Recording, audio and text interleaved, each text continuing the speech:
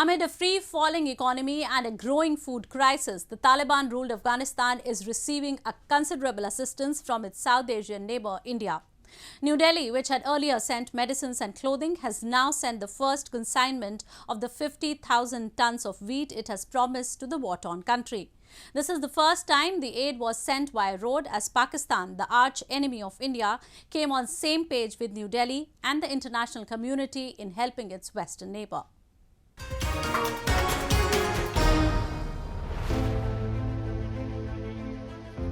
A convoy of 50 trucks carrying 2,500 tons of wheat set off for Afghanistan via Pakistan this week.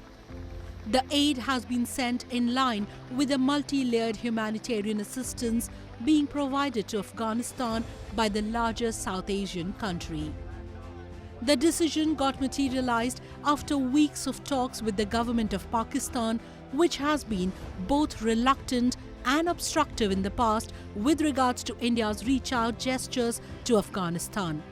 Several experts say Pakistan allowed the aid movement to prevent itself from the global condemnation.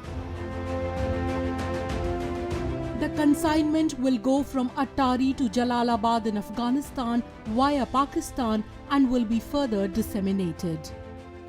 New Delhi, which has been directly coordinating with the UN agencies in this humanitarian assistance, says it will complete its target of transporting 50,000 tons of wheat as well as a substantial amount of medicine in coming weeks.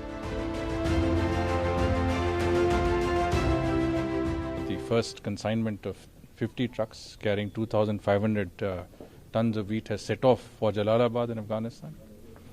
We expect multiple consignments to roll out of the Attari ICP, and within 2 to 3 months we should have completed our commitment of 50,000 tons of wheat.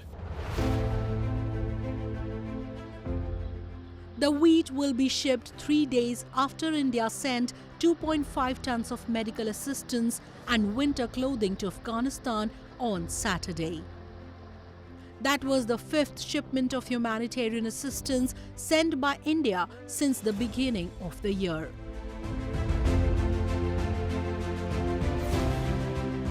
New Delhi will also be supplying food and medicines through the Chabahar of Iran in coming days. Even in the past, when a democratically elected government was at the helm of affairs in Afghanistan, India would supply all forms of assistance through this port.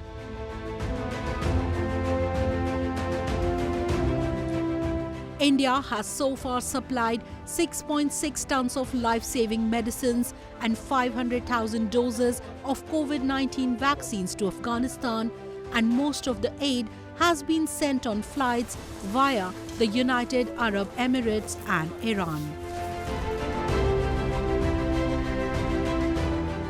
This help coming from India is really timely and very important. We hope there would be continued support from India, as India has been always very close and generous to the people of Afghanistan. So WFP is extremely pleased.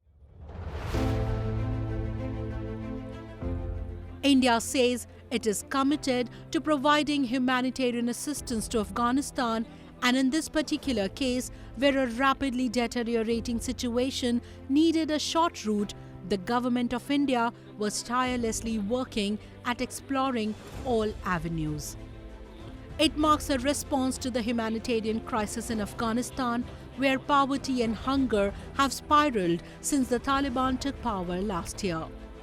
The Taliban-led administration has been using wheat as payment for thousands of government workers, mostly labourers, as the country's financial crisis intensifies.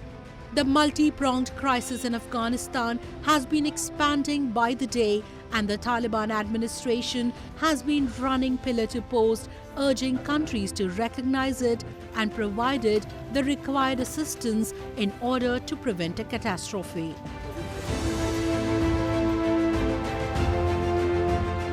After its repeated requests, the Biden administration has allowed to unfreeze $7 billion but a half of the sum would be effectively used to provide legal and other forms of assistance to US citizens who were affected by the 9/11 attack. The decision has drawn criticism from the Taliban administration and several observers of the situation. Afghan diplomats, former officials and experts have roundly condemned Biden's move, which they say has taken away a chance to stabilize the free-falling Afghan economy and currency. United Nations Development Programme recently projected that up to 97% of Afghans could fall below the poverty line by mid-2022. Despite that, Washington is so far unwilling to change its call, prompting Taliban to say that they might break the commitments they made during the peace talks. The United States and other countries still blame Taliban for not adhering to all the conditions of the talks, especially the rights of women.